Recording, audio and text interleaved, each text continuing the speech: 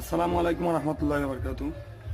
প্রিয় বন্ধুরা, আশা করি সকলেই ভালো আছেন, সুস্থ আছেন। আমি আলহামদুলিল্লাহ আপনাদের সকলের দয়ে ভালো আছি। আপনারা আমার সামনে একটি মাদারবোর্ড দেখতে পাচ্ছেন। এটা শাওমির একটা phone, note 5 plus, sorry Redmi 5 plus. তো এই ফোনটা আসলে আমার এক ভাইয়ের কাছে অনেকদিন ধরে পড়া, এটা ডেড অবস্থায়। তো এই ফোনটা আমরা বুঝতে পারলাম যে আমাদের সম্ভবত ফ্ল্যাশ রুম থেকে সমস্যা, তাই আমরা ফ্ল্যাশ রুমটা উঠাইছি এখান থেকে। তো রুমটা উঠানোর পরে আমরা দেখতে পেলাম যে অনেকগুলা বল দেখেন এখানে শর্ট হয়ে আছে। এটা যতই আমরা তাতাল দিয়ে ঘষি তাও শর্ট থাকে। এই অবস্থায় আমরা আইসিটাকে রিবোলিং করলাম। রিবোলিং করে আমরা আমাদের ইজি জেটাগ প্লাস সকেটে লাগানোর পর আমরা যা দেখতে পাচ্ছি, তো সেটা আমি আপনাদেরকে শেয়ার করব। আমরা এখন কানেক্ট করলাম। কানেক্ট করার পর আমরা এখন ইজি জেটাগ প্লাস টুলটা ওপেন করব।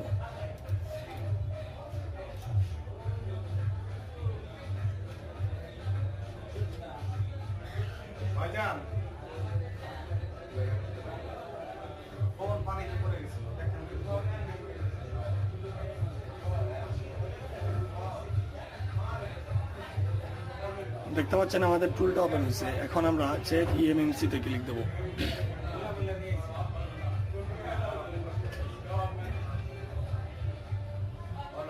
আপনারা দেখতে পাচ্ছেন আমাদের emmc-টা পাইছে, কিন্তু ফার্মার ইনফরমেশন নট ফাউন্ড।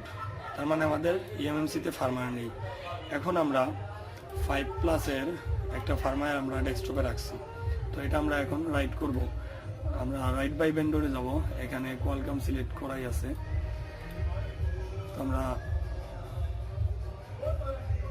এখানে ফাইলটাকে সিলেক্ট করে দেব।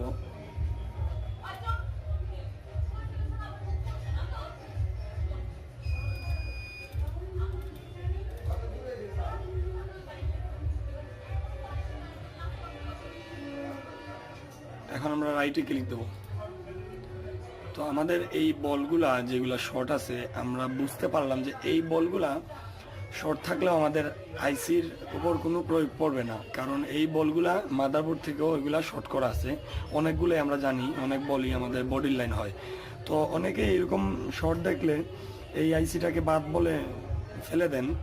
তো আমি বলবো একটু ট্রাই করলে দোষ নেই, আপনারা আমার মতো করে এরকম ট্রাই করবেন, অবশ্যই আপনাদেরও কাজে সফলতা আসবে ইনশাল্লাহ। তো আমরা দেখতে পাচ্ছি এখানে ফার্মারটা রাইট হচ্ছে, কিন্তু এই আইসিটা যখন মাদারবোর্ডে ছিল আমরা কোনো মতেই আমাদের মোবাইলে ফ্ল্যাশ করতে পারি নাই, বা কোনো ধরনের ফার্মার ঢুকে নাই, এমনকি ইউএসবিটা পর্যন্ত কানেক্ট হয় নাই কম্পিউটারে। তো আমরা দেখতে পাচ্ছি এখানে আমাদের রাইটিং ইরাসিং হচ্ছে, ইরাসিং পার্টিশন।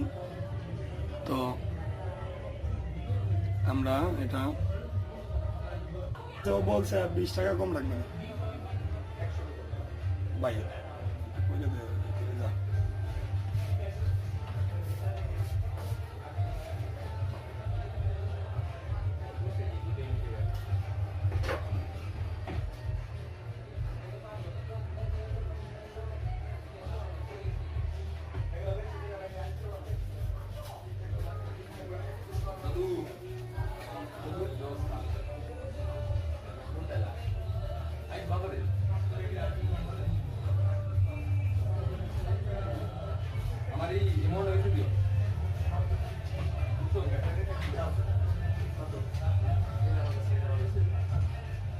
ওই ফোনটা রে, এই যে